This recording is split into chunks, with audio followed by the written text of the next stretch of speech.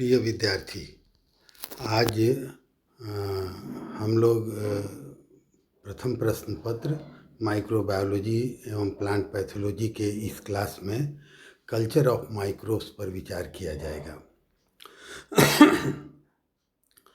Microbe का culture हम लोग कैसे करेंगे?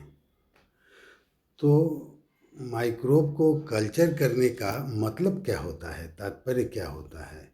इसका मतलब यह होता है कि माइक्रोब का संख्या कैसे बढ़ाएं और कहाँ बढ़ाएं, प्रयोगशाला कंडीशंस में बढ़ाएं। जब प्रयोगशाला में माइक्रोब्स के संख्या को बढ़ा देते हैं रिप्रोडक्शन के द्वारा, उसे सूटेबल मीडियम और कंट्रोल्ड कंडीशन प्रोवाइड करके, तो इसे कल्चर ऑफ माइक्रोब कहते हैं। माइक्रोब का कल्चर किस लिए किया जाए? तो to determine the type of organism को आइडेंटिफाई करना है। उसके एबंडेंट्स का सैंपल में आपको जानकारी चाहिए, या उसे स्टॉक करके रखना आप चाहते हैं मेंटेन करके, ताकि वह आगे में जब जैसा ज़रूरत हो उसके हिसाब से इस्तेमाल करें। तो इन सब में पहले कल्चर करने की ज़रूरत आपको पड़ेगी। इतना ही नहीं, माइक्रोब को आइसोलेट करने का जो इसके पहले के अध्याय में बताया गया, उसमें भी कल्चर की ज़रूरत पड़ती है। अब देखिए, कल्चर के पर्पस इतने बताए गए कि ऑर्गेनिज्म को आइसोलेट करेंगे, माइक्रोब को आइसोलेट करेंगे, ऑर्गेनिज्म के प्रॉपर्टीज को जानेंगे, उनकी मार्फोलॉजी, उनके रिप्रोडक्शन इत्यादि को अध्ययन करेंगे, जिसका बाद में उपयोग होगा। मेंटेनेंस ऑफ स्टॉक कल्चर, उनको प्योर फार्म में मेंटेन करके रखा जाएगा, जब जहाँ जैसा ज़रूरत हुआ इस्तेमाल किया जाए। एस्टिमेट वायबल काउंट्स, उनके लिविंग ऑर्गेनिज्म उसमें कितने हैं ये काउंट करने के लिए। To test for antibiotic sensitivity, antibiotic sensitivity क्या है, पर इतना ही नहीं, ये बैक्टीरिया पर एंटीबायोटिक सेंसिटिविटी जाता है। अब वहीं बदल के फंजीसाइड्स कह दीजिए, नीने थापलियाल 1979, तो वो फंजाई के लिए हो जाएगा। तो उसका फंजाई में मान लीजिए कोई फंजीसाइड जानना चाहते हैं उसका प्रभाव माइक्रोब पे क्या है, तो मीडियम के अंदर उस फंजीसाइड को मिला दीजिए, माइक्रोब को ग्रो करिए, कल्चर करिए। तो जब उसका कल्चर नहीं हो पा रहा है या क्या उस पर प्रभाव पड़ रहा है, यह आप जानेंगे, तो उस फंजीसाइड का क्या असर जान जाएंगे। To create antigen for laboratory use, आप जानते हैं शरीर एंटीबॉडी बनाता है, और जो पैथोजन है ये एंटीजन की तरह काम करते हैं। तो इस कार्य के लिए to create antigen for laboratory use, certain genetic studies and manipulations of the cell also need, जो कल्चर कर रहे हैं, जैसे न्यूरोस्पोरा जेनेटिक्स पढ़ेंगे तो उसके द्वारा जेनेटिक स्टडी की जाती है, जेनेटिक से कुछ फेनोमेनन की, क्योंकि उसमें लीनियर टेट्राड होते हैं, मियोसिस 1 और 2 के प्रोडक्ट एस्कस के अंदर क्रम से लगे हुए रहते हैं, तो मियोसिस के प्रोडक्ट क्या हैं यह समझने में आसानी होती है।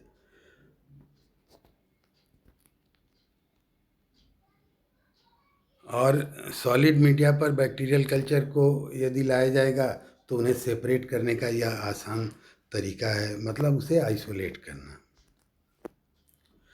अब देखिए, माइक्रोब का जब कल्चर हम करने चलते हैं तो हमें क्या क्या चीज़ की, एक स्टोरी माफिक 2-4 लाइन का, कि माइक्रोब का कल्चर करने चलेंगे तो हमें क्या चाहिए। हमें सबसे पहले एसेप्टिक कंडीशन चाहिए, उसके बाद हमें मीडियम चाहिए, और उस मीडियम में इनोकुलेशन डाला जाएगा। उसके अनेक तरीके हो सकते हैं जो हम लोग आगे डिस्कस करेंगे।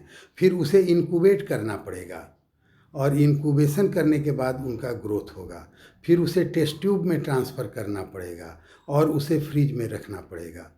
तो इससे फ्रिज के अपर पार्ट में, फ्रीजर में रखना पड़ेगा। तो उससे क्या होगा कि वो आपका कल्चर अब मेंटेन होगा। तो कल्चर का मतलब सिर्फ माइक्रोब ग्रो कहीं हो गया तो ये कल्चर नहीं हुआ। माइक्रोब को आर्टिफिशियल कंडीशंस में, लैब कंडीशंस में कल्चर कर रहे हैं, ग्रो कर रहे हैं, उसके बाद उसे मेंटेन करके रख रहे हैं ताकि फ्यूचर यूज के लिए इस्तेमाल कर सकें। तो ये चीज़ें इसमें हैं।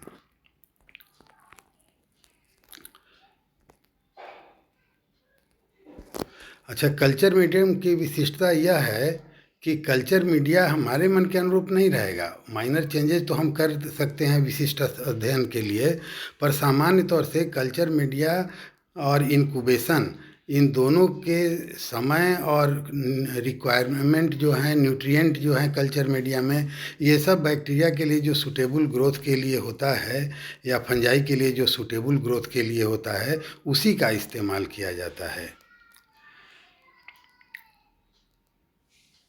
इसमें सामान्य तौर से इसमें कुछ वाटर होता है, कार्बन सोर्स होता है, नाइट्रोजन सोर्स होता है, ट्रेस एलिमेंट होते हैं और ग्रोथ फैक्टर होते हैं, और पीएच भी सूटेबिलिटी के हिसाब से बैक्टीरिया या फंजाई के सूटेबिलिटी के हिसाब से सेट कर लिया जाता है। इससे enrich the number of microbe, select the, ये बैक्टीरिया बोला हुआ, select for certain microbe and suppress the other, differentiate among different kind of organism. अब हम लोग जाने प्योर कल्चर क्या है। लेबोरेटरी में माइक्रोब को ग्रो किया जाता है ताकि उसका अध्ययन किया जा सके और उसे पहचाना जा सके। A pure culture is population of cells growing in absence of other type of cell. मैंने एक ही स्पीसीज के सेल यदि ग्रो कर रहे हैं, किसी कॉलोनी बनाए हैं, तो उसे प्योर कल्चर कहा जाएगा। A pure culture may originate from a single cell or single organism in which case the cells are genetic clones of one another. तो ये प्योर कल्चर होगा। Pure culture are obtained by using variety of special technique.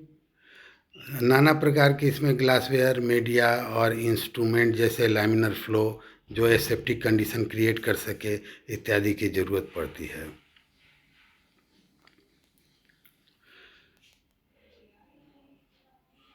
एक solid medium भी हो सकता है, liquid medium भी हो सकता है जिसे ब्रॉथ कहते हैं, और सेमी सॉलिड भी हो सकता है, और उसके बाद एसेप्टिक कंडीशन की ज़रूरत पड़ती है। A single organism supplied with right nutrient will multiply on the solid medium in a limited area to form a colony which in a mass of cells all descended from the original one। यदि inoculum जितना छोटा रहेगा, one propagule रहे या one cell रहे, तो वो उतना ही प्योर कल्चर बनेगा। अच्छा, अब एक महत्वपूर्ण चीज़ इसमें अगर आता है, जिसका थोड़ा सा चर्चा। अगर एक पॉलीसेकेराइड है एक्सट्रैक्टेड फ्रॉम मैरीन अलगी, जो कि मीडियम को सॉलिड बनाने का काम करता है, unlike other gelling agent it is not easily degraded by many bacteria. यह डिग्रेड नहीं होता है। It is not easily destroyed by higher temperature. Temperature बढ़ाने पे यह डिस्ट्रॉय नहीं होता है। टेम्परेचर जब बढ़ जाएगा तो ये लिक्विड हो जाएगा, और जहाँ टेम्परेचर रूम टेम्परेचर आना शुरू हुआ कि यह सॉलिड हो जाएगा। वन सॉलिडिफाइड अगर medium will remain solid until the culture media is contained in petri dish, a 2-part glass और प्लास्टिक कवर्ड कंटेनर। मैंने इसको ठीक से यदि रखा जाए रूम टेम्परेचर पे तो वो उसी तरह सॉलिड रहेगा, लिक्विड नहीं होगा, पर उस मीडियम को एक पॉलीथीन से कवर करके भी रखना चाहिए। अब हम लोग जाने कि कल्चर मीडिया कितने प्रकार के होते हैं।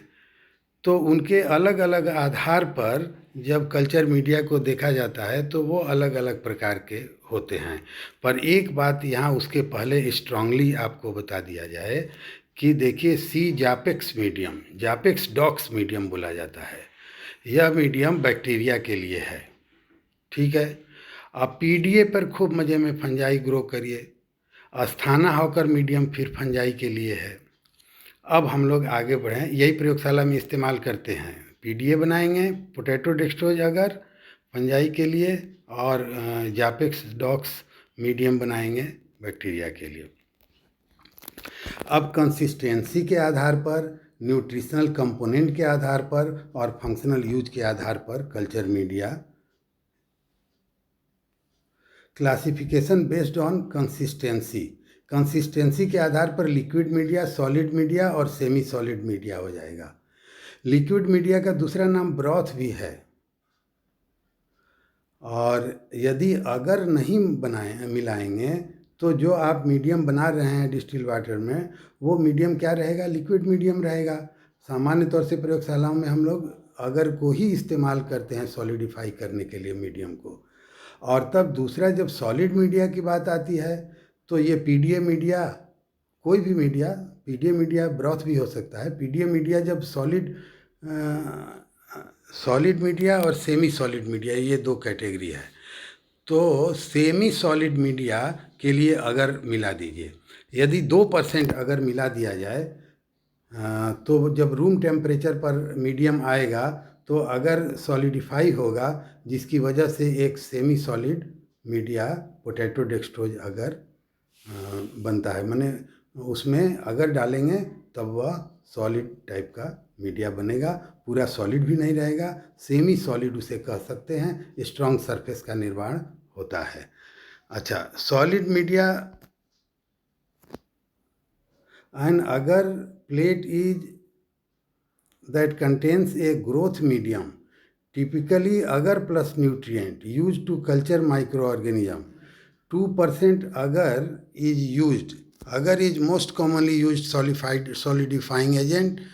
Colony morphology, pigmentation, hemolysis can be understood. Example include nutrient agar and blood agar. Nutrient अगर एंड ब्लड अगर, यदि इनका इस्तेमाल किया जाए तो सॉलिड मीडिया होगा।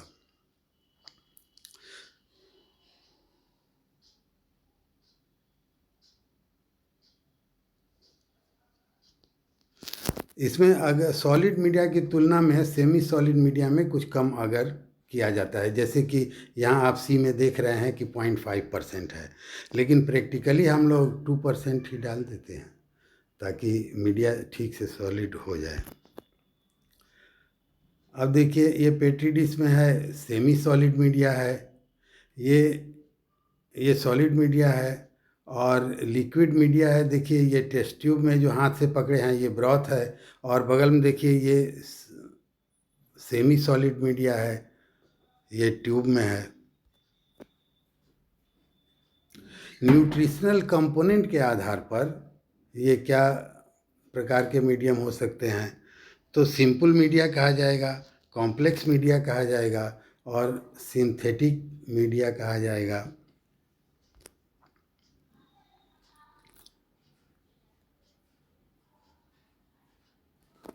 देखिए, पोटैटो डेक्सट्रोज अगर फंजाई के लिए और पेप्टोन वाटर न्यूट्रिएंट अगर, यदि इन चीज़ों का इस्तेमाल किया जाता है तो यह न्यूनतम मात्रा में इसमें सबस्टांसेज हैं और यह एक सिंपल मीडिया है। कॉम्प्लेक्स मीडिया अदर देन बैसल मीडिया, सिंपल मीडिया को बैसल मीडिया के नाम से भी जाना जाता है। तो मीडिया अदर देन सिंपल और बैसल मीडिया आर कॉम्प्लेक्स मीडिया, बाकी दूसरे मीडिया को कॉम्प्लेक्स मीडिया कहेंगे। They have special ingredient in them for growth of micro organism, micro organism के ग्रोथ के लिए उसमें अनेक इंग्रेडिएंट डाले गए रहते हैं। कभी कभी उसमें ईस्ट एक्सट्रैक्ट डाला जाता है, केसिन हाइड्रोलाइसेट डाला जाता है, या बैक्टीरिया के लिए इस्तेमाल यदि होना हो तो। और many chemical, dihydrogen orthophosphate, potassium nitrate, magnesium sulphate, इस प्रकार के डेक्सट्रोज, इस तरह का चीज़ यदि डाला जाएगा तो वो फंजाई के लिए हो जाएगा। पेप्टोन को बैक्टीरिया के लिए डाला जाता है। Synthetic media, chemically defined media, specially prepared media for research purpose where the composition of every component is well known. It is prepared from pure chemical substance. अब इसमें प्योर केमिकल सबस्टांस रहेंगे जो कि उसमें पड़े रहेंगे, उसमें उस सबस्टांस के केमिकल के एक एक मालिक्यूल की मात्रा पता रहेगी।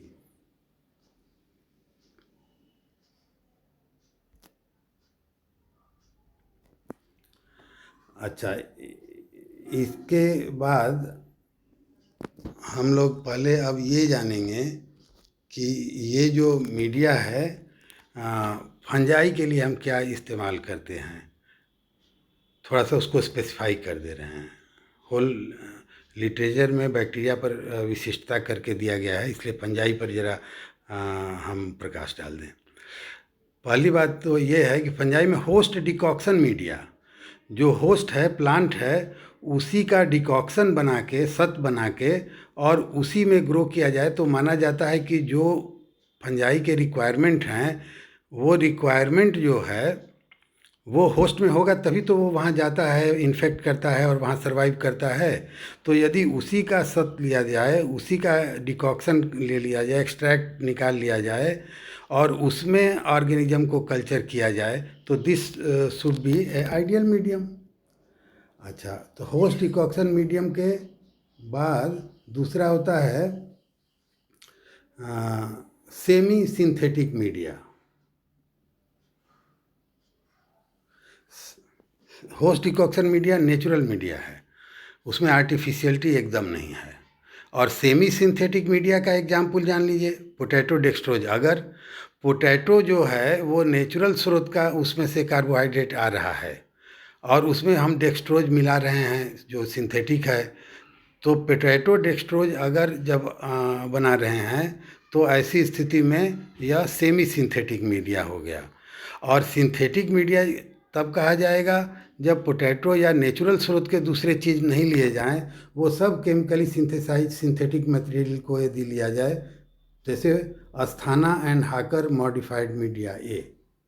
Asthana and Hawker modified media A यह एक सिंथेटिक मीडिया है। पोटैटो डेक्सट्रोज अगर यह एक सेमी सिंथेटिक मीडिया है। होस्ट डिकॉक्शन मीडियम एक नेचुरल मीडिया है।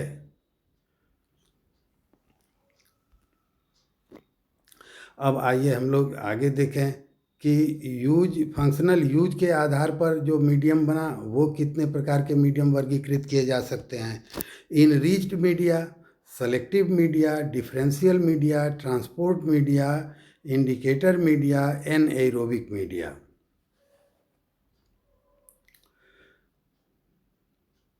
तो देखिए इसमें पहला पॉइंट जो इनरिच्ड मीडिया है, इसमें फंजाई में भी म्यूटेशनल स्टडी में म्यूटेशनल न्यूट्रिशनल म्यूटेंट्स के स्टडी में फंजाई के इनरिच्ड मीडिया का इस्तेमाल करते हैं।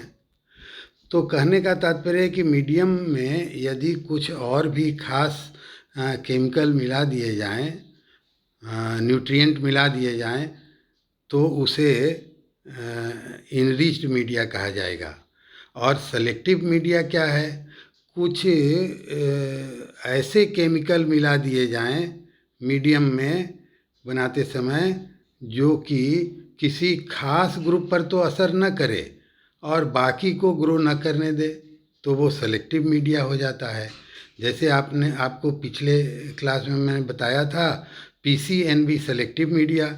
पीसीएनबी एक फंजीसाइड है और यह फ्यूजेरियम छोड़ और दूसरे माइक्रोब को वहाँ ग्रो नहीं करने देता है, तो ये selective media. Differential media, medium के में न्यूट्रिएंट का इस प्रकार से इनकॉर्पोरेशन किया जाए, इस प्रकार के न्यूट्रिएंट मिलाए जाएं जो किसी के लिए तो फेवरेबल हो और दूसरे के लिए नुकसानदायक हो, या दूसरे के लिए उनके ग्रोथ को उतना न सपोर्ट करता हो वो, तो इससे कुछ खास टारगेटेड ऑर्गेनिज्म जो है हमारा वो तेज़ी से ग्रो करने लगेगा और वो डिफ्रेंशिएट होगा वहाँ पर दूसरों से, स्लो ग्रोअर से। ट्रांसपोर्ट मीडिया, बैक्टीरिया केस में यह विशेष रूप से लागू होता है कि सैंपल को लेके और सैंपल को डिजीज पर्सन के पास से लेके लेबोरेटरी तक जाते हैं, तो उतने देर में जो ट्रांसपोर्ट के माध्यम हैं उस समय कैसा सिंपल मीडियम हमारे पास रहे जिसमें कि हम सैंपल लेके आए लेबोरेटरी तक। जब प्लांट के केस में जो डिजीज होते हैं वो हम लोग देखते हैं कि पॉलीथीन बैग लेके जाते हैं, अल्कोहल से वाश कर देते हैं सरफेस पे, उसे काट के उसके अंदर रख के ले आते हैं लेबोरेटरी में, ले आके फिर उसको सरफेस से पर अल्कोहल से वॉश करते हैं, हाथ वगैरह को वॉश करते हैं, इस प्रकार की क्रिया किया जाता है ट्रांसपोर्ट में। इस प्रकार कोई मीडियम उसमें प्लांट और के केस में नहीं लागू होता है, लेकिन जब ह्यूमन से यदि कोई सैंपल लेके जाया जा रहा है बैक्टीरियल डिजीज का, तो ये इस्तेमाल होता है। इंडिकेटर मीडिया, ऐसा मीडियम में कुछ चीज़ डाल दिया जाए जो कि यदि कोई पर्टिकुलर ऑर्गेनिज्म ग्रो करे तो उससे केमिकल रिएक्शन करके और वो कलर दे, तो कलर देने की स्थिति में वह इंडिकेटर मीडियम कहा जाएगा। और एनएरोबिक मीडिया, यहाँ भी कुछ जो बैक्टीरिया होते हैं एनएरोबिक फॉर्म होते हैं, तो उन बैक्टीरिया को ग्रो करने के लिए जो तरीका अपनाया जाएगा उन्हें एनएरोबिक कंडीशन दिया जाना चाहिए, तो वह एनएरोबिक मीडिया कहा जाता है।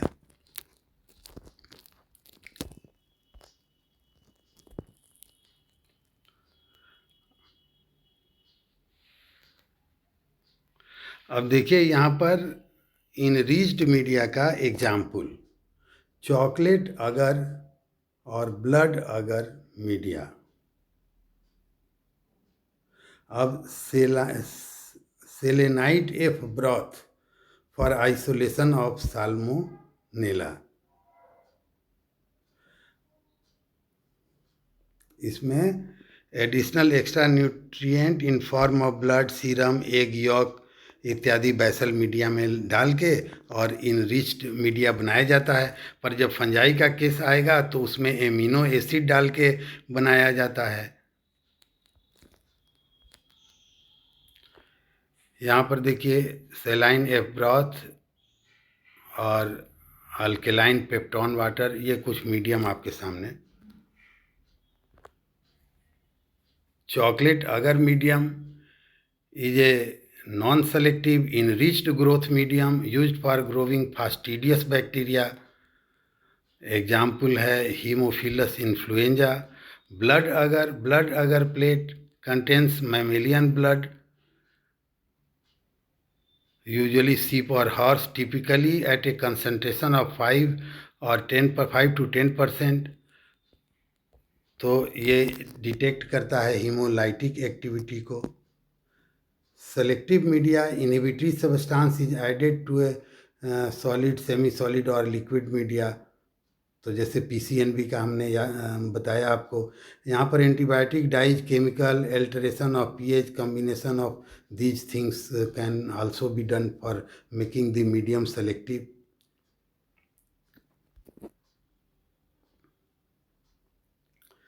थायर मार्टिन मीडियम, यह भी एक सेलेक्टिव मीडिया है बैक्टीरिया के लिए। पीसीएनबी फंजाई के लिए। डिफरेंशियल मीडिया, मैककॉनकी अगर, यह एक डिफरेंशियल मीडिया है, यह ग्रोथ को डिफरेंशिएट कर देता है अलग अलग ग्रोथ के रेट को प्रभावित करके। मैककॉनकी अगर culture media designed to grow gram negative bacteria and differentiate them from lactose fermentation. It contains bile salt, crystal violet dye, lactose fermenters। Pink colony बनाएंगे, और जो नॉन लैक्टोज फर्मेंटर है colourless colony बनाएंगे। Transport media मैंने जिक्र किया, यह एकदम देखिए सिंपल रहेगा। ये स्पेसिमेन को लेबोरेटरी लाने के दौरान इस्तेमाल होगा। जब लाया जाए तो ऑर्गेनिज्म वायबल रहे, इस बात का ध्यान देने के लिए है। Contain only buffer and salt, buffer and salt सिर्फ रहेगा, और उसमें lack carbon, nitrogen and organic growth factor, इस तरह के फैक्टर उसमें नहीं रहेंगे। इसमें contain only buffer and salt. Transport medium में क्या रहता है?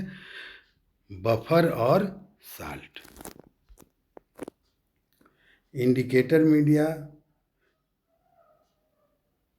यूरिएज मीडिया एक है, यह अमोनिया गैस निकलेगा ब्रेकडाउन होने से, तो वो पिंक कलर का हो जाएगा, तो इससे पता चल जाएगा कि ऑर्गेनिज्म ग्रो किया।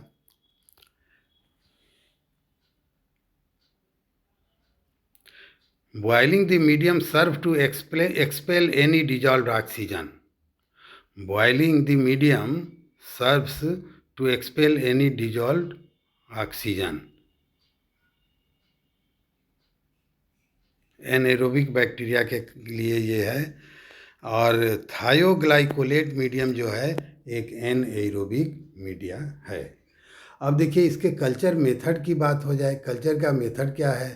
तो स्ट्रिक कल्चर है, लॉन कल्चर है, स्ट्रोक कल्चर है, स्टैप कल्चर है और पावर प्लेट मेथड है।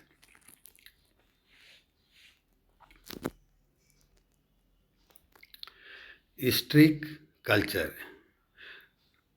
अब इसमें आप मीडियम बना लिया, मीडियम बना के एसेप्टिक कंडीशन लैमिनर फ्लो में बैठ के हाथ वॉश करके और इनोकुलेटिंग नीडल लेके इनोकुलेटिंग नीडल को बार बार स्टेरिलाइज करने के बाद उससे स्मॉल पार्ट को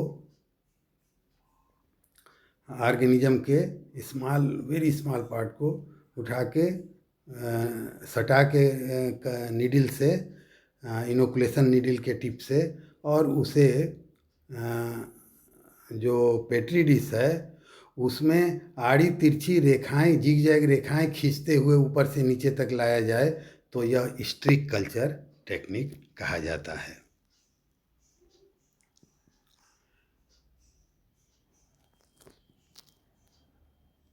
अब इसमें जो स्ट्रिक बना है उस स्ट्रिक में शुरू में आरंभ में ज़्यादा स्पोर्स रहेंगे, ये तो वहाँ पर थोड़ा कॉम्प्लेक्स ग्रोथ हो जाएगा।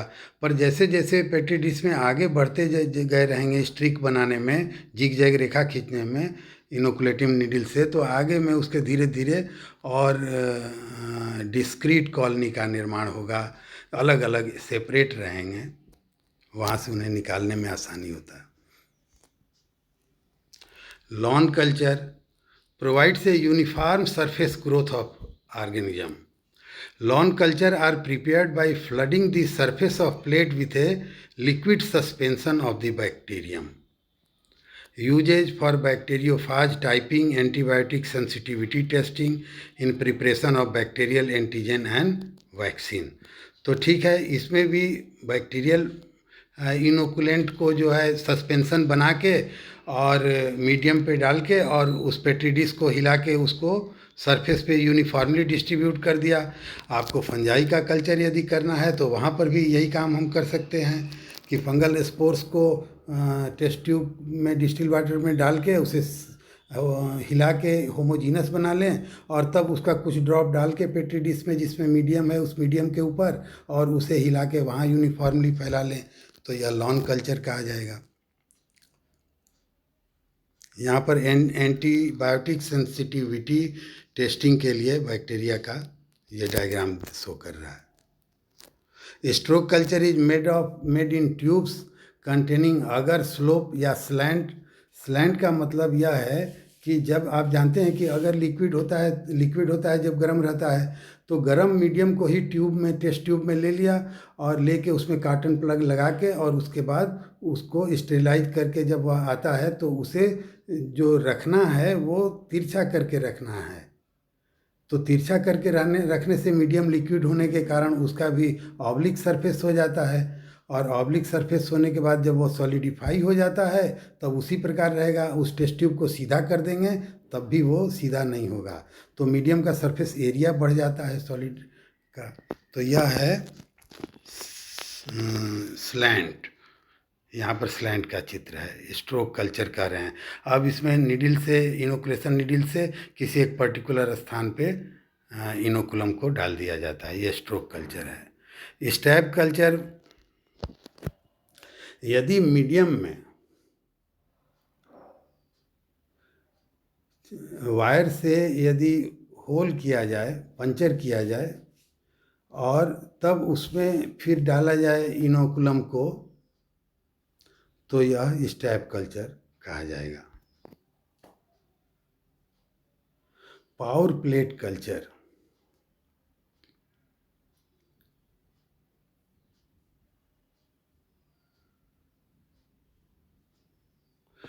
दो टेक्निक है, पावर प्लेट कल्चर और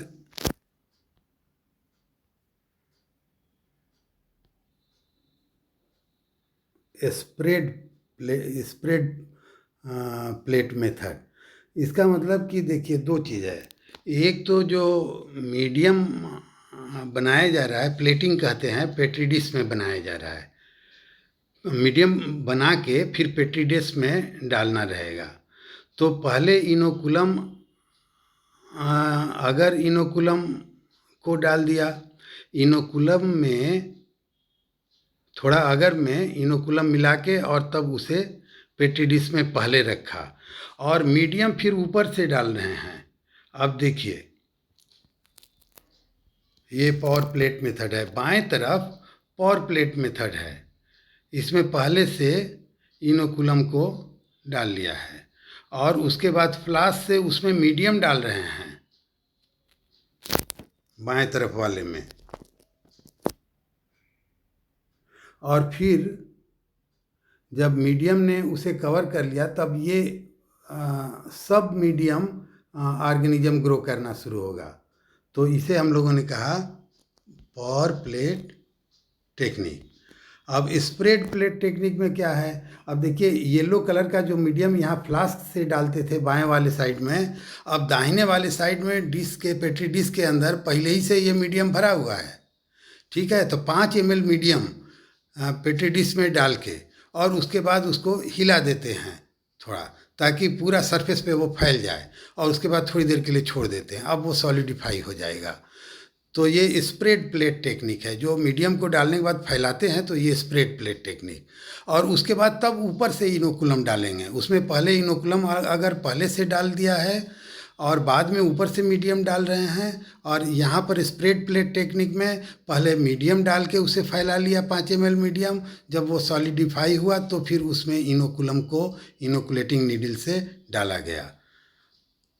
तो ये दोनों में फ़र्क है। जो पावर प्लेट टेक्निक है उसकी स्थिति में आप देखिएगा कि बैक्टीरिया जो है नीचे से सब मीडियम ग्रो करना शुरू कर रहा है, मीडियम ऊपर से उसको कवर किया गया। और जो दूसरा टेक्निक है स्प्रेड प्लेट टेक्निक, इसमें मीडियम पहले डाल दिया गया और मीडियम के बाद इनोकुलम को डाला गया, तो इनोकुलम सरफेस पर, आउट सरफेस पे ग्रोथ करेगा।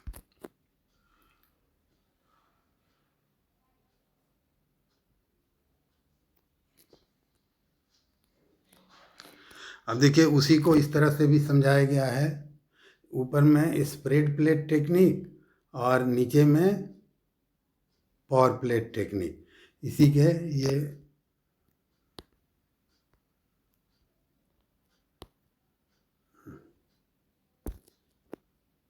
देखिए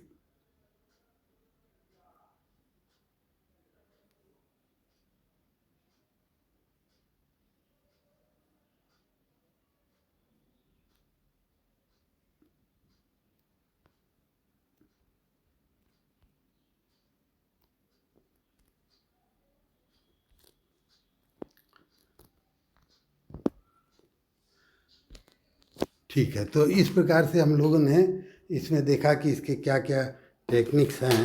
अब हम आपके पास कुछ सवाल रखेंगे जिनका जवाब आप लोग देने का प्रयास करिएगा।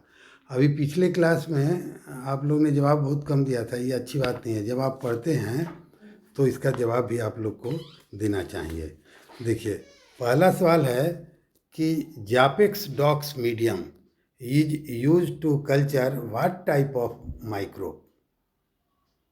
Japex dox medium is used to culture what type of microorganism? ये आपको बताना है। दूसरा सवाल है why laminar flow is used in microbial culture? Why laminar flow is used in microbial culture? ये दूसरा सवाल है। तीसरा सवाल है what is difference in pour plate and spread plate technique? इन दोनों टेक्निक में इनोकुलम और मीडियम डालने के लिहाज से क्या फ़र्क है? नेम ए सॉलिड मीडिया, एक सॉलिड मीडिया का नाम बताइए। Name the plant that yields अगर अगर। ये 5 सवाल रहेंगे। धन्यवाद।